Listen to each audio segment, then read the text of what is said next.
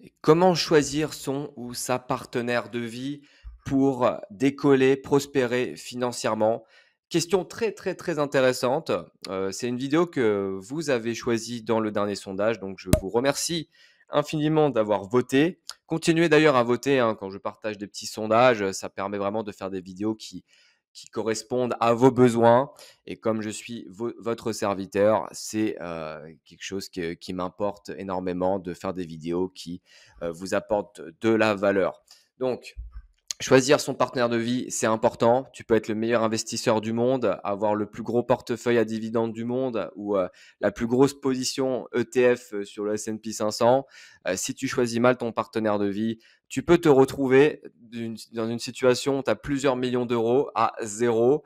Alors que si tu fais un choix vraiment rationnel sur des critères qu'on va voir prochainement dans cette vidéo, eh bien, tu peux vraiment décoller financièrement et vivre une vie apaisée, sans tracas. Tu rentres chez toi à la maison, t'as ta femme, ton mari, tranquille, tu te poses pas la question et ça te permet vraiment de te focaliser sur ce qui est important, donc ta famille, tes investissements et de bâtir une fortune colossale. Alors, le choix du partenaire de vie, il va se poser à un certain moment, c'est quasiment une évidence.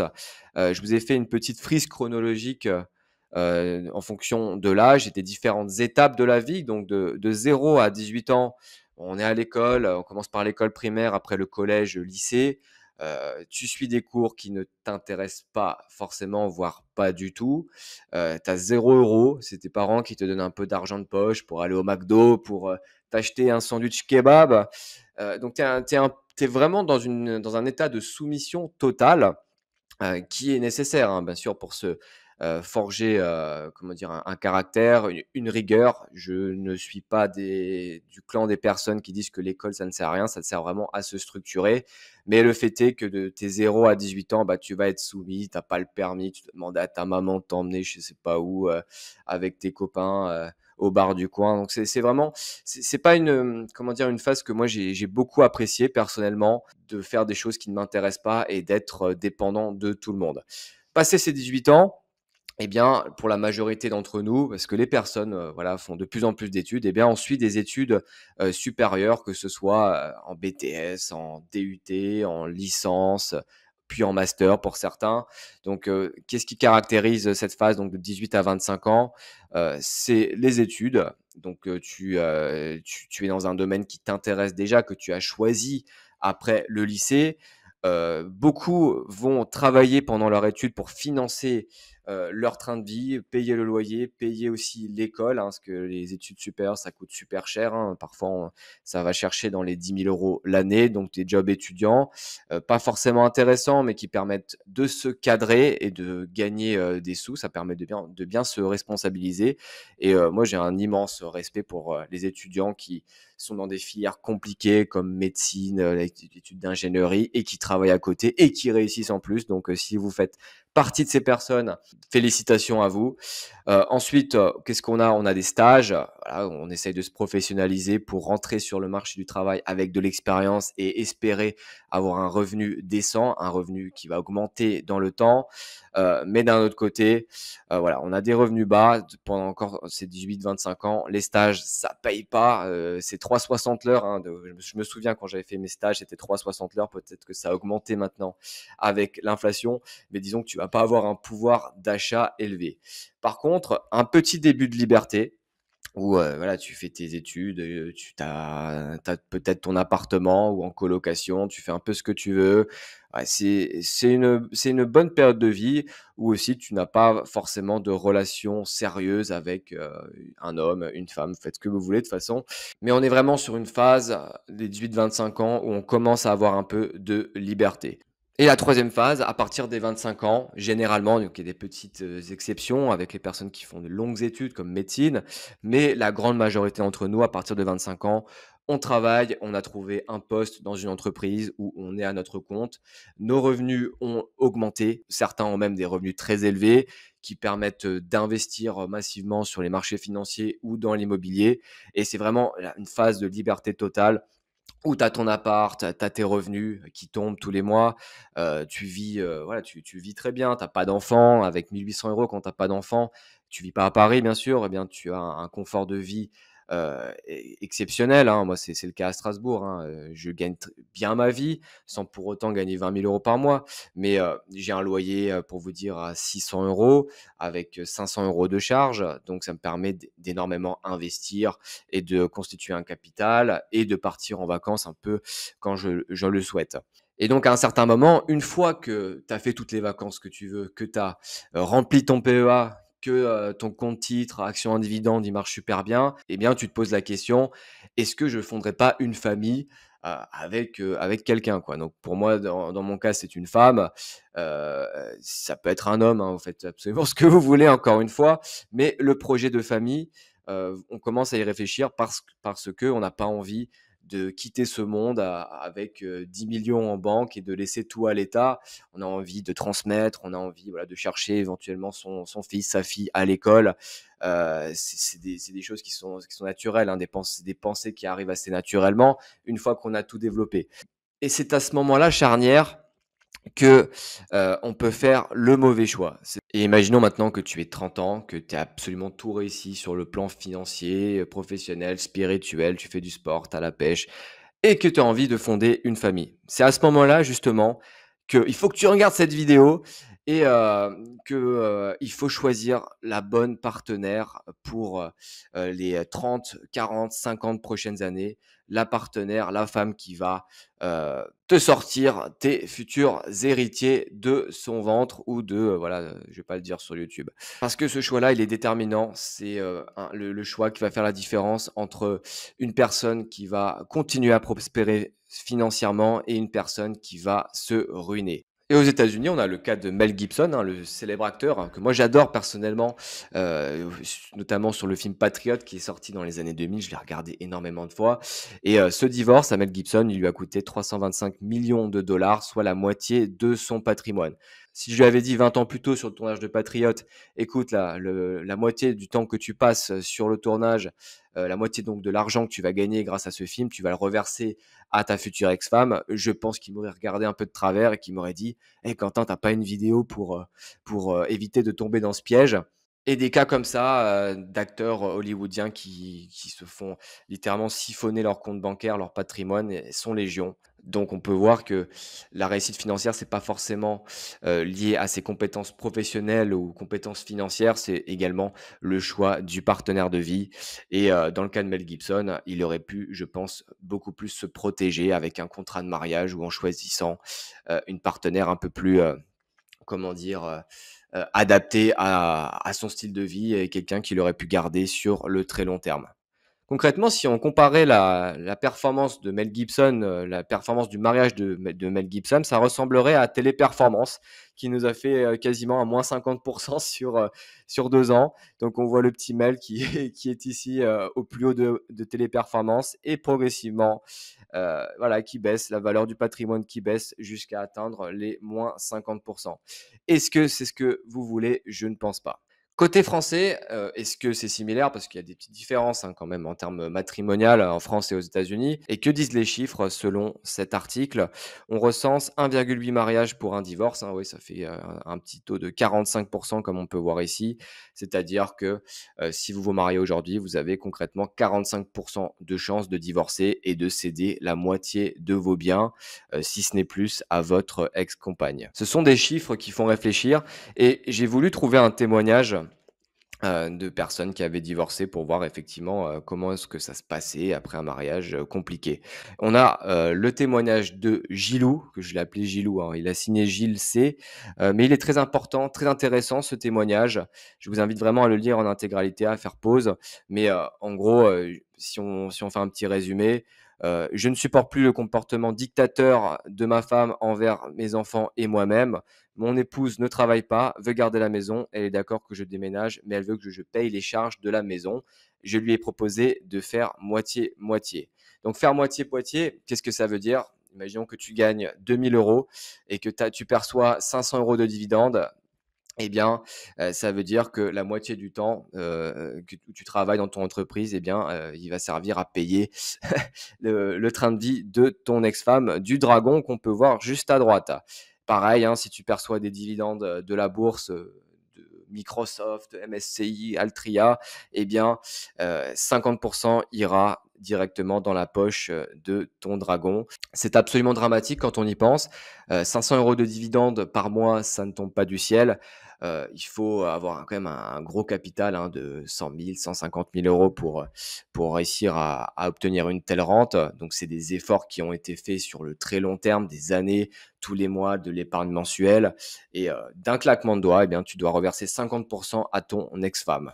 Un exemple encore plus parlant pour, vraiment vous sensibiliser et vous, encourager à regarder cette vidéo jusqu'à la fin. C'est comme si tu avais investi sur Lyxor, Microsoft, MSCI. Voilà, sur Lyxor, tu as une valorisation de 300 000 pour une performance de 400. Microsoft, une valorisation de 100 000 pour une performance à 2000. Admettons que ça fait 20 ans que tu l'as acheté. MSCI, pareil, hein, 100 000 pour, plus de 2000 et tu dois reverser, 50 à ton ex-femme. Donc la question à se poser pour éviter qu'on vende, la moitié de nos actions à Microsoft, MSCI et la moitié des parts d'ETF, Lyxor, comment choisir son partenaire sur des critères objectifs? Et les critères que je vais vous présenter, ce sont des critères qui me sont propres. C'est pas une vérité absolue, il y a des choses sur lesquelles vous n'allez pas être d'accord. D'ailleurs, je vous invite à le mettre dans les commentaires si vous avez vos critères à vous pour choisir votre partenaire. Et on commence tout de suite. Et le premier critère, est-elle économe ou est-elle au contraire gold digueuse? Ça permet de voir effectivement son comportement financier.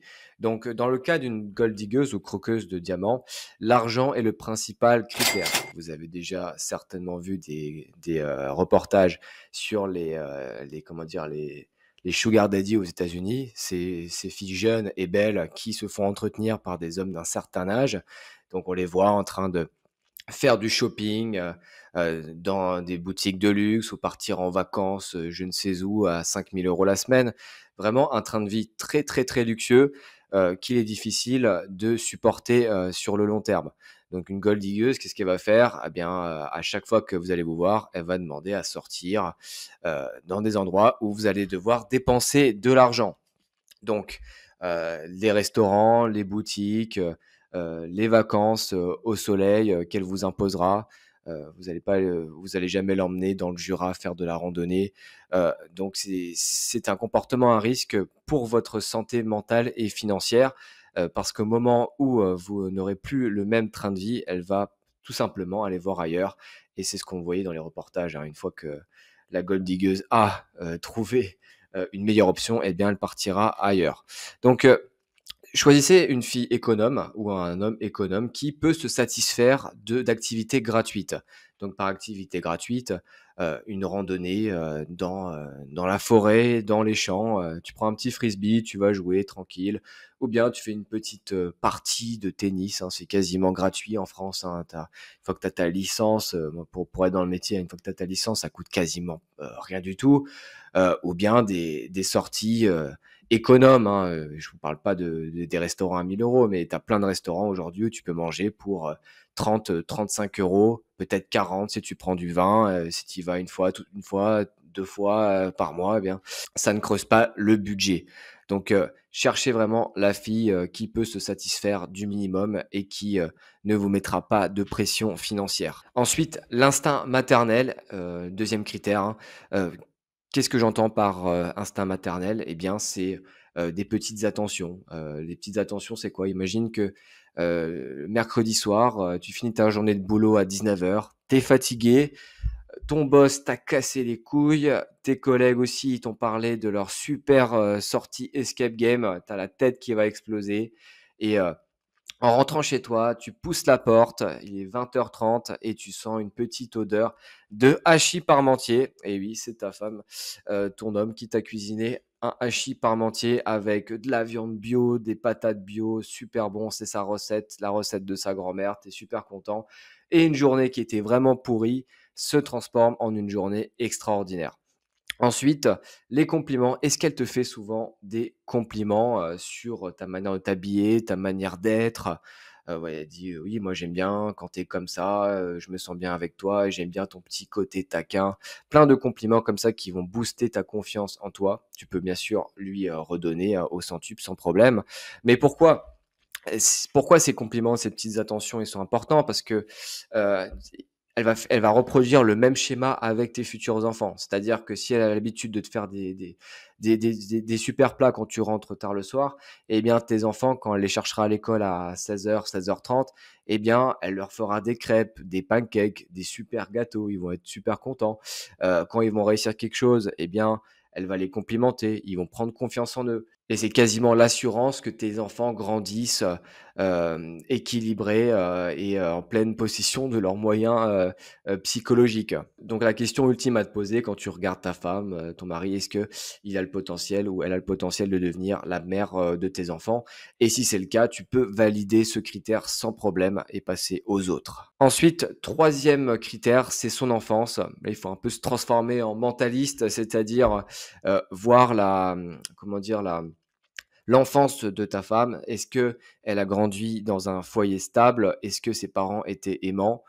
Si, elle a grandi dans une famille aimante où on lui a souvent, dit qu'elle était importante, que, voilà, elle a eu, ce qu'elle voulait, à Noël, qu'on a toujours été, comment dire? Généreux avec elle, eh bien, elle a de grandes chances de refaire la même chose avec tes enfants, avec vos enfants. Si, au contraire, eh bien, elle a grandi dans une famille, de malades mentaux, toxiques, un père alcoolique ou une mère, dépressive, elle a de grandes chances de finir exactement pareil, hein. C'est ce qu'on appelle la reproduction sociale. On reproduit exactement les mêmes, schémas parentaux, par la suite avec notre famille. Donc, bien regarder, l'historique, hein. C'est comme une action à dividende, hein, tu regardes l'historique des dividendes. Est-ce que ça fait 20 ans, 30 ans que la boîte verse un dividende stable, en augmentation? Si c'est le cas, tu achètes. C'est la même chose, pour ce critère, pour l'enfance de ta potentielle, candidate. Troisième critère, la stabilité émotionnelle. Donc là, c'est pas super compliqué à regarder. C'est-à-dire que, tu vas voir, ses centres d'intérêt et est-ce qu'elle aime, voilà, sortir dans les bars, les boîtes de nuit, au lieu d'aller, je sais pas moi, jouer, au Uno avec sa copine? Les bars et les boîtes de nuit, c'est le lieu des dégénérés par excellence, des personnes qui se bousillent la santé, qui bousillent leur sommeil dans l'espoir de rentrer avec quelqu'un le soir même ou bien d'avoir une relation à court terme. C'est des lieux vraiment toxiques où tu dépenses un argent fou, des sommes folles qui peuvent être, à terme les tiennes, hein, si tu as un compte commun avec une femme qui a ce genre de hobby, faut vraiment éviter. C'est un comportement de dégénéré. Ensuite, consommation de drogue, est-ce qu'elle consomme, voilà, il y a plein de femmes, le soir quand elles rentrent du boulot, elles s'allument un joint. J'ai déjà connu ça pendant un date. Une meuf, elle peut être un peu stressée et au lieu de parler, bah, elle s'allume un joint. Voilà, il y a chacun sa manière, de se déstresser, mais c'était rédhibitoire pour moi. Je dis: «Jamais de la vie, mais jamais de la vie, je vais partager une minute de plus avec toi» et je suis parti. Même chose, hein, pour les personnes qui boivent du vin, 5 verres de vin en rentrant chez eux. Ce sont des comportements à risque et généralement, ce sont aussi des personnes qui ont des hobbies de dégénérés. Donc les tournées shooters en boîte de nuit, ça en fait partie. Donc moi, ce que j'aime bien en termes de comportement, c'est une fille qui va me dire, «Ouais, samedi, je suis allé à un marché aux puces» ou «Ouais, dimanche, je suis allé boire un café chez Starbucks, avec ma copine». Moi, c'est pas des activités de dégénérés. Alors c'est con, d'aller payer un café chez Starbucks à 8 €. Mais bon, je préfère largement ça aux sorties, aux boîtes de nuit, aux bars et compagnie et en plus, ça permet de faire gonfler les bénéfices de Starbucks que j'achèterai prochainement dans mon compte titres. Donc voilà, c'est la tranquillité d'esprit, savoir que ta copine, elle est en train de boire un matcha latte plutôt qu'une tournée de shooter et bien ça rassure et ça permettra de durer à long terme. Quatrième critère, le critère dont on parle souvent, c'est le budget, les finances. Est-elle une bonne gestionnaire? Heu, qu'on soit clair, on lui demande pas d'être Warren Buffett, On lui demande pas d'avoir un hedge fund qui pèse des milliards, on lui demande juste de suivre ses dépenses, de suivre ses recettes, de s'assurer qu'elle a plus de recettes de dépenses que de dépenses, qu'elle a un fonds de sécurité, qu'elle investit également. Mais encore une fois, on lui demande pas d'avoir un portefeuille de plusieurs milliards avec, du Nvidia, du Microsoft. Non, non, investir, ça peut être quoi? C'est 50 €, 75 € sur un PEA, hein, voilà, dans un S&P 500. Ouais, c'est ce que je recommande à chaque fois à mes copines, hein, donc voilà, c'est des faut pas mettre trop la barre trop haute, hein, et c'est à nous, hommes de faire ce taf-là. Si elle veut mettre plus, tant mieux, mais ça permet de voir qu'elle a un horizon long terme, qu'elle se projette, qu'elle est, structurée dans sa tête et qu'elle ne va pas dépenser son salaire bêtement. Il y a plein de femmes aujourd'hui, passé le 15 du mois, elles ont plus d'argent, parce qu'elles ont tout claqué chez H&M ou chez Zara, et c'est, des profils qu'il faut éviter. Et enfin, l'aspect objectif, est-ce qu'elle a des objectifs financiers à long terme, hein, sans pour autant vouloir créer une marque de luxe ou quoi, mais des objectifs, acheter sa résidence principale, avoir un certain capital à un certain âge, ça, c'est des choses qui sont importantes et qu'il faut bien regarder. Et enfin, le dernier critère, et je sais que vous allez rigoler, bande de petits obsédés, j'ai fait soft, hein, sur YouTube. Est-elle une bonne gymnaste? Et je pense bien entendu au côté sous la couette, qui est important parce que quand on se met avec quelqu'un, c'est pas uniquement pour rigoler, c'est aussi pour s'amuser sous la couette, pour se détendre, hein, c'est important, ça fait partie des besoins physiologiques de l'être humain. Donc l'idée, c'est d'avoir une partenaire qui est alignée sur vos besoins, qui a les mêmes, vous offre une fréquence de gym satisfaisante, qui vous satisfait. On est tous différents. Il y en a, ça sera 5 fois par jour, d'autres, ça sera 2 fois par semaine, 4 fois par semaine, peu importe. L'idée, c'est que la fréquence vous corresponde parce qu'à terme, il peut y avoir de gros problèmes à ce sujet-là, et ça peut être un motif de rupture tout simplement. Moi, je me rappelle toujours, et je dis souvent, hein, je l'avais dit dans le livre, à un ami à moi qui est marié depuis de nombreuses années, et il me dit qu'il souffre justement de la qualité de la fréquence, de ses fréquences de gym. Il me dit, bah, on le fait environ une fois tous les 2 mois, c'est le dimanche matin, j'ai 5 minutes, j'attends les 2 mois avec impatience, et après c'est nouveau rebelote, elle fait plus rien. Et il en souffre vraiment, et ça peut être un motif de rupture ou un motif d'infidélité tout simplement. Donc avoir quelqu'un qui tient la route à ce niveau-là, eh bien, croyez-moi, ça va faire la différence sur le long terme. Donc voilà, j'ai terminé avec cette vidéo. Mettez-moi les 2 critères les plus importants pour vous parmi ceux qu'on a cités, sachant que vous pouvez rajouter vos propres critères. Mettez-le dans les commentaires. Je suis vraiment curieux de voir ce que vous pensez de ce sujet, et sinon merci à toutes et à tous d'avoir regardé cette vidéo jusqu'à la fin, et on se voit dans une prochaine vidéo. Ciao, ciao les amis investisseurs minimalistes.